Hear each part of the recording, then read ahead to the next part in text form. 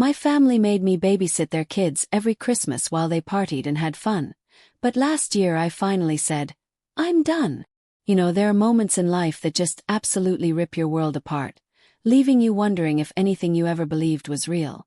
For me, that moment hit like a freight train when I learned the woman I'd loved since high school, the mother of my 3 girls, had been cheating on me for 4 years because she was bored. And then, after all that, after all the chaos and heartbreak, she actually wanted to come back. It all started so suddenly, so strangely.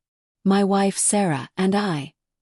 We'd been married for 17 years, together for 23, practically since we were kids ourselves. We have 3 amazing daughters, 15, 13, and 11. I thought I knew almost everything about her. Then one Tuesday she just left. Our oldest daughter was home from school and saw her. Sarah came home from work, frantic, emotional, just hastily packed an overnight bag and bolted. She was crying, distraught, barely said a word, like she was in a full-blown panic attack. And then nothing. For 3 whole days, absolutely nothing. No texts, no calls from her, not even to the kids. I was in a nightmare. I called her parents, her sister, her brother, even a close friend from work. Her parents eventually responded, saying she was safe, and we needed to be patient and understanding. Patient and understanding. With 3 scared girls asking, "What happened to Mom?" All I could tell them was she was at Grandma and Grandpa's. I had this overwhelming urge to just scoop them up and drive the 3 hours to her parents' house, demand answers. My kids were convinced we'd had a huge fight and were getting divorced, but that was the furthest thing from the truth. We never fought. This was completely out of character. If someone had died, wouldn't I be the first person she'd tell? If she was hurting, wouldn't she come to me for support? Nothing made sense. I was just sitting there, drowning in worry, fear, and a burning anger. Why would anyone ghost their family like that? After a long, sleepless night, and with many of you online suggesting it, I finally called the police for a wellness check. And that, my friends, caused a storm. It turned out that Sarah had been having an affair for at least 2 years, probably longer. And the other man. He'd had a heart attack that Tuesday and passed away that very night. My mother-in-law, and likely my sister-in-law, had known about it and had been covering for her the entire time. I was floored. Still no contact from Sarah, not to me, not to our girls. That news. It was enough to just about be the end of me. My world had just shattered. The days that followed were a blur of unimaginable pain. I'd swing from fits of crushing depression to raging anger, sometimes both at once. Sleeping was impossible. I'd wander through the day like a zombie, trying my best for my daughters. My D-Day, as they call it, was Friday. This wasn't just a 2-year affair. It was likely much, much longer, with a man she'd known for ages. His death was the catalyst for all of this. I was digging for information, even with the help of my oldest, trying to piece together the wreckage. I met with lawyers, contacted therapists, but the waiting lists were endless. I was trying to do all the right things, avoid alcohol, which I don't drink anyway, self-care, work out. But finding the energy, forget about it. My wife was everything to me. My best friend since high school. The mother of my 3 beautiful girls. We had inside jokes, secret handshakes, a whole life built together. And now it was all gone. Every memory, every laugh, every milestone. It just felt like it meant nothing to her. The thought of a future without her was crippling. Then the how could she questions would creep in, and I'd be overcome with this unquenchable, gut-wrenching anger. I'd scream into my pillow, punch the mattress until my arms cramped. It was a horrible, endless cycle. The only sleep I got was out of pure exhaustion, only to wake up, and the mind games would begin anew.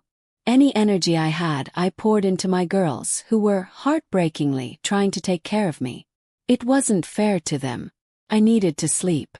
It was my #1 priority next to my kids, but I just couldn't. About a week later, my in-laws showed up unannounced to see the grandkids. Sarah had been crashing at their place, which, let me tell you, was infuriating. They spent a grand total of 15 minutes with the girls before pulling me aside.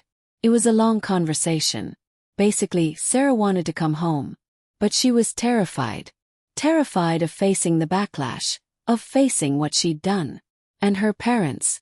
They dug hard, trying to figure out if I planned on divorcing her, pushing hard for me to forgive her, to rebuild the marriage. It was clear they were ashamed, embarrassed, but also they wanted her out of their house. Admit I lied to them. I told them I wasn't sure about my plans, even though I fully intended to divorce her. I just felt like if I revealed that, I'd never get the truth from her. And I needed the truth. After 17 years of marriage, 3 kids, countless memories, everything we shared, I needed her to look me in the eye and tell me everything. And I wanted my kids to see that I gave her a chance, that I tried to handle things maturely. I was trying to choose the path that would set the best example for them. Legally, I couldn't keep her out of our home. My lawyer made that crystal clear. So, if she was coming home, I couldn't stop her. But I absolutely did not want that, not yet. The girls and I had just started to settle into a new, albeit painful, routine. So I made a demand. I told them Sarah could come home if and when she sat down with me in person, looked me in the eyes, and revealed everything about her affair, start to finish, answering all my questions without hesitation or further deceit. And then she needed to sit down with the girls, apologize to them in person, and answer their questions too. They already knew, so it was only fair. I figured maybe her fear of facing us would buy me some time, some space to plan. Was that wrong? I wasn't trying to be devious, just trying to protect my peace. There was a mandatory 90-day waiting period for divorce in our state anyway. Her coming home was inevitable, but I wanted to prolong it to get my head right. She started texting the girls, claiming she didn't want a divorce, apologizing repeatedly to them. They'd show me the text. She'd ask about me daily. It sounded like the reality of what she'd done was finally hitting her. Then last Sunday it happened. My wife came home. There was so much build-up, so much tension all week. And then, this horribly uncomfortable, awkward silence. She actually came to me, tried to hug me just like nothing had happened. But I turned away. Just couldn't. Unreal. After she settled in, I asked her naturally to tell me everything. And she just reiterated again that she wasn't ready. We'd even spoken on the phone earlier in the week, same result. I insisted that the one condition for her moving back home was that she loved this family enough to explain why she'd been absent for nearly 3 weeks. But she just kept repeating that she wasn't ready. It took everything I had not to scream. I took a few deep breaths, tried to compose myself, but I failed. After the first of many long, agonizing pauses, I just blurted it out. I told her I knew. I knew she'd been having an affair for over 4 years with her coworker. That she'd planned on leaving me for this other man. That she'd ghosted her entire family. And now, she walks back through the door without fulfilling the one single condition I had asked for. And then I said it. I want a divorce. This is when things got really weird. Her body language, her facial expression. It was obvious she had no idea how much I knew. She glanced at me wide-eyed. Then just stood there in the kitchen, staring at the floor. Said nothing. Just stoic. I was expecting anything else. An emotional tirade. Teary confession. Screaming. Blaming the affair on me. Or even a serious, "Okay, let's sit down and talk." But not this. We must have stood there in the kitchen for 5 minutes in absolute silence. It was the strangest moment I've ever experienced. She clearly didn't know what to say, and neither did I. I had prepared myself for every scenario, every possible confrontation, but not this. So, I decided right then and there to map out everything I knew about her affair. Maybe it was dumb of me. I proceeded to tell her everything. How she met the AP, her sister's involvement, what went on during COVID. I even added in my own assumptions about several things. She just stared at the floor the entire time. I got angrier as I went along because she said nothing, did nothing. But I did everything I could not to raise my voice or get obscene. Finally composed myself. Another lengthy, awkward silence. Then my anger switched to a profound sadness as the full weight of the situation hit me. I softly asked her, "What did I do to push you away? Did you ever love me? Was he worth it?" She said nothing. Didn't budge. Didn't move. Just nothing. No tears, no apology, no yelling, no explanation. Just stood there with her head down. This hurt. This hurt may be worse than D-Day itself. I just stood there, staring at her, unsure I would have moved if. Then things got worse. Of course our girls were eavesdropping. I'm such an idiot. I'd been dedicating so much energy to putting them first, to their needs, over the past few weeks. But I got emotional and didn't give a single thought to their whereabouts once I confronted my wife. Our oldest daughter stormed downstairs, unleashing a torrent of pent-up anger. My wife, in turn, just ran upstairs and locked herself in our bedroom. That's where we were. I heard her crying most of the night. Only our youngest has tried talking to her. The rest of us have avoided her. If I can get the courage, I'm going to suggest she stay with her sister until we can finalize the divorce. But this is still her home too. It's just going to be absolutely miserable if we all have to cohabitate. I was wrong about my wife. And you all were right. I was wrong about all our years together. Wrong about all the memories, the life-changing moments. I was convinced she'd drop to her knees and beg forgiveness. I was so convinced she would unburden herself, unload the truth, absolve her guilt. This woman literally drove back to a farmer's market once when she realized she'd been given $10 too much in change.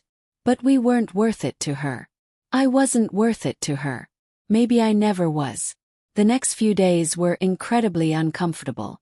The girls and I tried to carry on as we had for the past 2 weeks, but obviously that wasn't possible. I just wanted to fast forward past all this.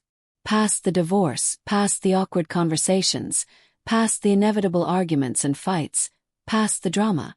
I keep reading that it gets better, but I feel so incredibly far from that. There isn't a single moment when I don't want to scream. I'm trying so hard to maintain a stable mind for the girls, but I don't know if I can keep it up for 3 months. School will start long before this is over. I guess this is my life now. I've been in a bad way ever since she came home. Trying to fake it for my daughters, saying the right things, thinking the right things. But tonight I have to admit the truth. It comes in waves, as many of you have said, but I was hit with a tsunami tonight and completely lost my composure. The divorce is filed, but she still hasn't hired a lawyer. I'm trying to be patient, hoping for an uncontested divorce we can mostly handle ourselves. But after tonight, I don't know. We've been cohabitating during the week. Then she goes to her sister's Friday nights and returns Sunday nights. For the past couple of weeks, it's been a routine of avoidance. The girls and I try to carry on normally while she mostly keeps to herself. My oldest and she aren't speaking after a couple of bad blow-ups. And I've been trying to heed all the advice, working hard on my self-discipline around her. Though it takes all my strength and willpower, I've been short, indifferent, polite but distant. Until tonight. The last couple of Fridays she'd come home from work, gathered a few things, and left for her sister's before I even got home. But not tonight. Tonight she was waiting in the kitchen for me. I tried to just walk past, but she lightly grabbed my hand. And she asked me, "Is this how you're going to treat me, just because I'm not ready to talk to you about your affair?" That was the first time she had even mentioned a single word about her cheating since this whole thing blew up almost a month ago. I promise you I tried to bite my tongue and walk away. But our daughters weren't home. And a primal, uncontrollable rage built up in me. Then I unloaded. Every hurt, every ache, every misery, every raw emotion I'd been holding back, everything that had been tormenting me. I have no idea how long I went on. I lost all concept of time. I did raise my voice. I got a little animated, a little loud. I just broke down and told her how broken I was. The agony I was in every single day. Once I started, I wasn't going to stop. Course I cried. Got emotional. And I was so incredibly angry at myself afterward. Damn it. Been doing so well. She got to me. I let her get to me. I knew it would happen. Disgusting. It had been building for a while. And there's only so much I can vent into a pillow. But then, for the first time, Sarah actually broke down. She started sobbing uncontrollably. Regrettably, I felt happy. Happy to see her hurting in the same way I was. I wish I didn't care, but there was some perverse satisfaction in seeing her finally break down, like there was actually someone in there with an ounce of compassion. She just mumbled apologies repeatedly during my explosion. Ugly crying. That's all she would say. I'm so sorry.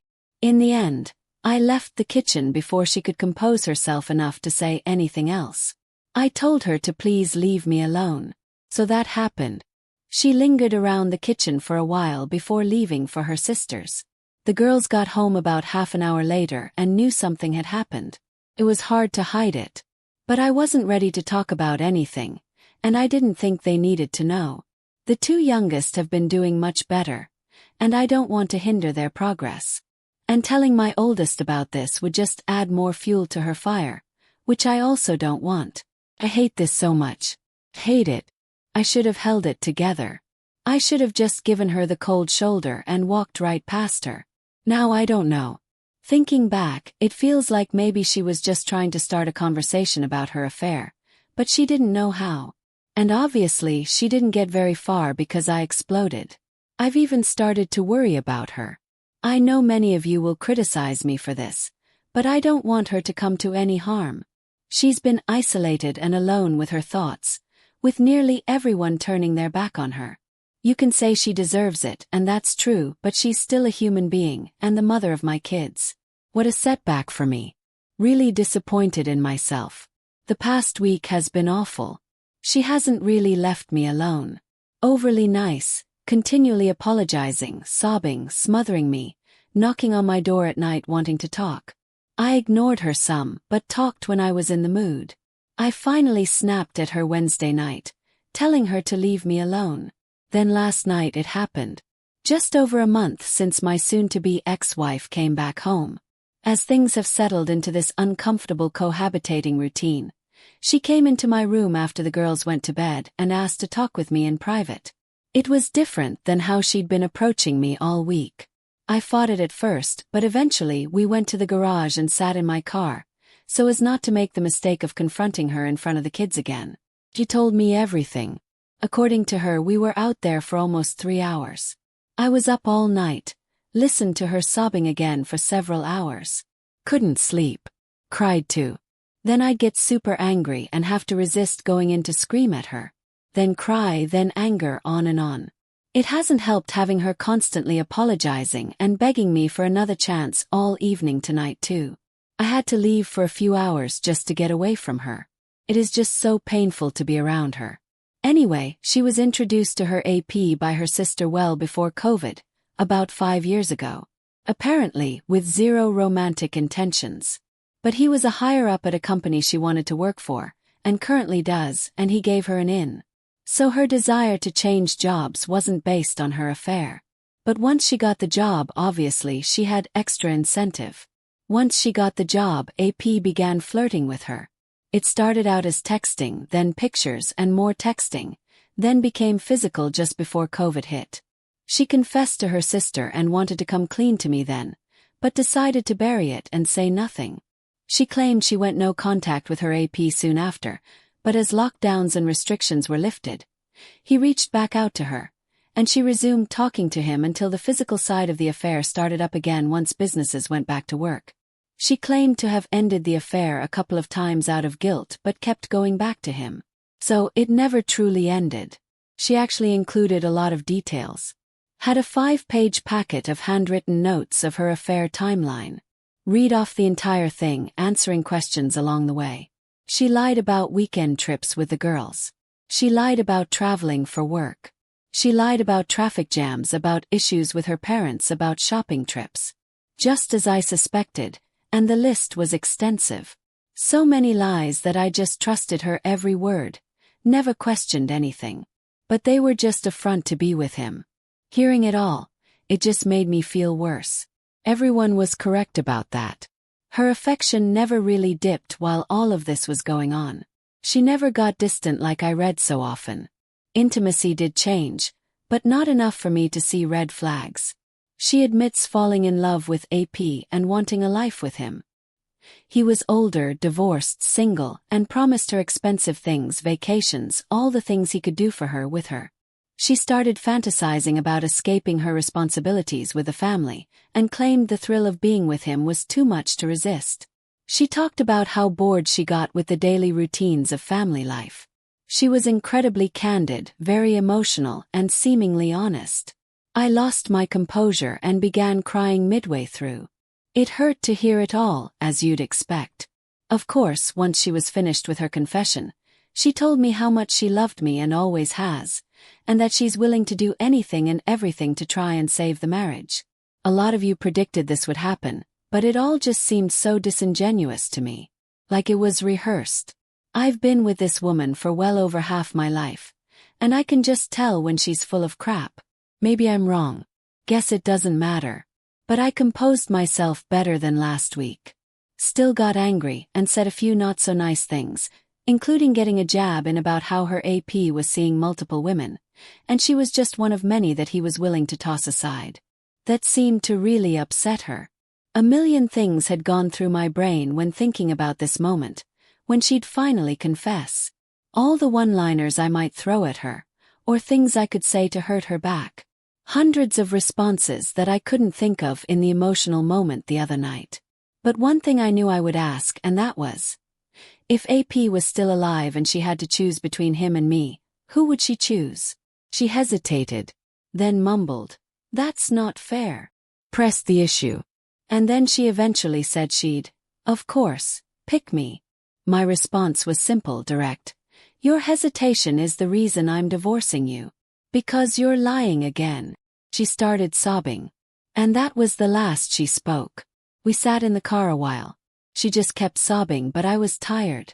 So I just told her that we're divorcing, and we owe it to the girls to get along in a civil way, to be great parents and be present in their lives.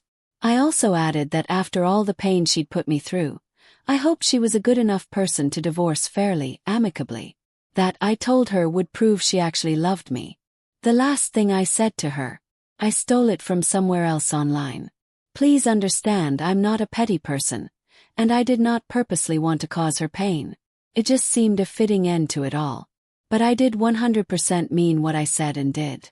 I leaned over and kissed her on the forehead, and told her that I would have loved her forever.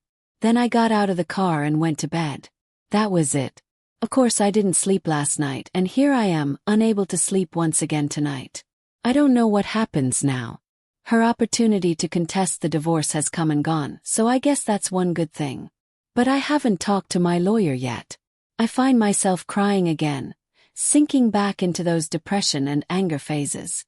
It was very hard hearing everything last night. And in reality, I could have done without it all. Now that I know, she could have lied and made it all up too. Who knows?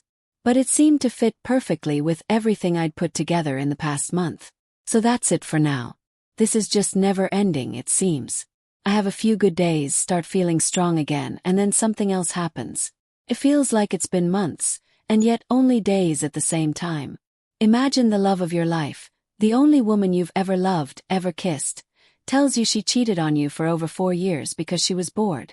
Didn't fall out of love. Didn't grow apart. Didn't have any relationship issues or dead bedroom. Nothing like that. Just because she was bored. I don't know if that makes it worse or better. These have been a couple of very, very bad nights.